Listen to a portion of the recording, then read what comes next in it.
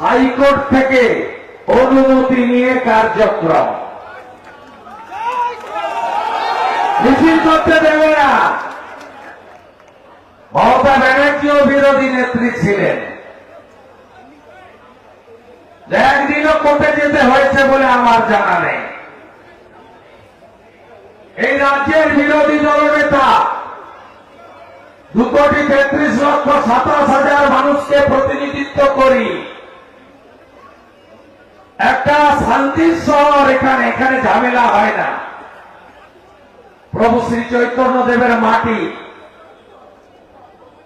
মা জগদ্ধাত্রী এখানকার জগৎ বিখ্যাত।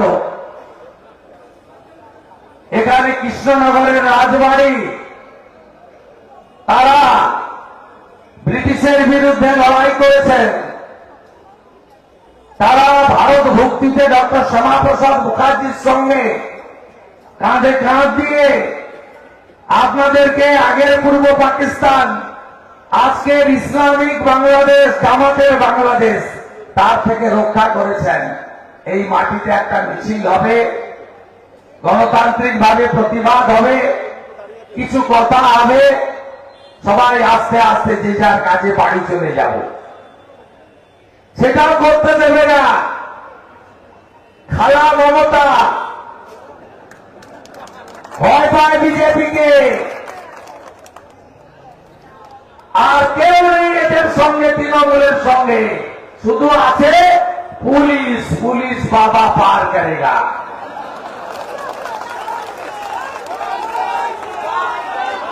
এখানকার এসপি অমরনাথের নেতৃত্বে যে টিমটাকে 21 সালে মমতা পাঠিয়েছিল শুভেন্দুকে জব্দ কর, ওই আইসি অমরেন্দু সহ, সেম টিমটাকে নদিয়ায় পাঠিয়েছে।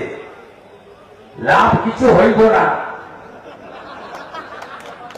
একটাও হিন্দু অধ্যুষিত আসন মমতা ব্যানার্জি পাবে না।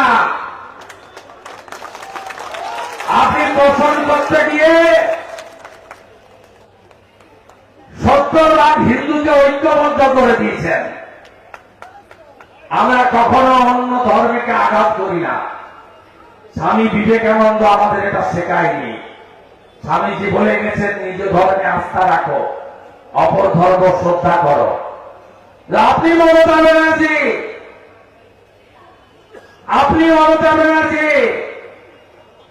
যে কায়দায় তোষণকে সরকারি স্বীকৃতি দিয়েছেন, পশ্চিমবাংলার ডেমোগ্রাফি বদলে দিয়েছেন, যেখানে হিন্দুরা সংখ্যায় কম,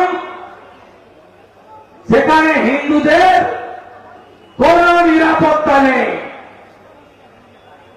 তার সবচেয়ে বড় উদাহরণ মালদার মোথাবাড়ি, মুর্শিদাবাদের ধুলিয়ান শামসেরগঞ্জ, আর কলকাতার কাছে মহেশতলা রবীন্দ্রনগর। মালদা, মুর্শিদাবাদ, মহেশতলা, এই তিনটে ময়ের জন্য দায়ীকে আরেকটা ম, তার নাম মমতা ব্যানার্জি। সিপিএম এর বন্ধুদের বলি, হরগোবিন্দ দাস, চন্দন দাস বামপন্থী পরিবারে, মোহাম্মদ সেলিম সাহেব মীনাক্ষী বনে রাখেছিলেন। বললেন দাঙ্গা থামাতে গিয়ে এদেরকে মেরে দিয়েছে বা মারা যেতে হয়েছে। দাঙ্গা থামাতে গিয়েছিল ওরা সেকুলার। পরে আমি পৌঁছালাম, মমতা খালার টাকা ওরা গ্রহণ করলো না, বিজেপির টাকা নিল। আর আমি জিজ্ঞেস করলাম, যা হাতুড়ি তারা তো করেন, মারল কেন? বলে হিন্দু বলে। আমি বললাম মারল কেন? বলে প্রতিমা বানাই বলে। ওরা মূর্তি পূজায় বিশ্বাস করে না, তাই আমাদের খুন করে দিয়ে গেল। 75 বছরের বৃদ্ধ আর 40 বছরের তার ছেলেকে পশু কাটার তরোয়াল দিয়ে। মমতা বন্দ্যোপাধ্যায় এমন কোন হিন্দুদের ধর্মীয় উৎসব নেই এই রাজ্যে হামলা হয়নি। দুর্গাপূজায় হাওড়ার শ্যামপুর বাউরিয়া, কালী পুজোয় কলকাতার রাজাবাজার, লক্ষ্মী পুজোয় বজবজের নোদাখালী, কার্তিক পুজোয় বেলডাঙ্গা, সরস্বতী পুজোয় নদিয়া জেলার নগরুখড়া। তৃণমূলের বুথ সভাপতি নাম হালিম মোল্লা, যেটা আমাদের জায়গা, শাঁখ বাজবে না, স্তোত্র পাঠ হবে না, ঘন্টার ধ্বনি আসবে না, মন্ত্রোচ্চারণ করা যাবে না, এটা আমাদের জায়গা।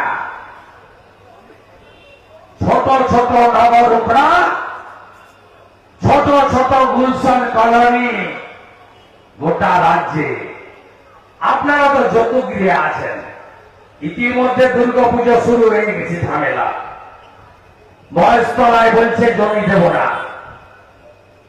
লালগোলার বিএলআরও নাম হচ্ছে ফারুক আহমেদ। লালগোলাতে হিন্দু সংখ্যা মাত্র 25%। পূজা কমিটিকে ডেকে বলছে ল্যান্ডের কাগজপত্র ঠিক নেই, আগে কাগজ ঠিক করো, তারপরে পূজার অনুমতি দেব। কেন হচ্ছে জানেন? আপনি ব্রাহ্মণ, ক্ষত্রিয়, বৈশ্য, শূদ্র ভাগ হয়ে আছেন। কেন হচ্ছে জানেন? কেউ ইস্কন, কেউ গৌরিয়া মঠ, কেউ লোকনাথ ব্রহ্মচারী, কেউ ঠাকুর অনুকূলচন্দ্র, কেউ রামকৃষ্ণ মঠ মিশন, কেউ ভারত সেবাশ্রম সংঘ, নানাভাবে কেউ ঠাকুর ধাম, নানাভাবে ভাগ হয়ে গেছে। ভাগ থাকবে, মত ও পথকে কেউ অস্বীকার করবে না। কিন্তু সনাতনী ঐক্য যদি গড়ে না তুলতে পারেন, করিমপুর আপনার হাতে আছে, তেহট্ট যাই যাই করছে, চাপড়ার অবস্থা কি, কালীগঞ্জ দেবগ্রামের অবস্থা কি, নাকাশিপাড়ার একটা অবস্থা কি,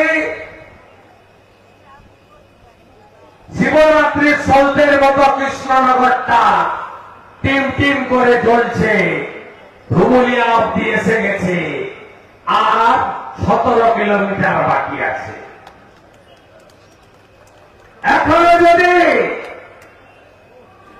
বিজেপি, তৃণমূল, সিপিএম, কংগ্রেস হিন্দুরা ভাগ হয়ে থাকেন, 26 সাল, তারপরে আপনাদের ভোট লাগবে না খালা মমতা। এক্ষুনি পশ্চিমবঙ্গে 74টা আসন 40% থেকে 92% মমতার ভোট ব্যাংকের হাতে।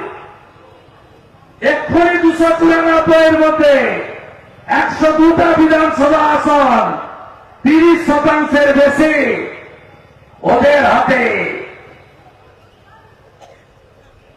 আমি জাগাতে এসেছি, আপনাদের জাগাতে এসেছি।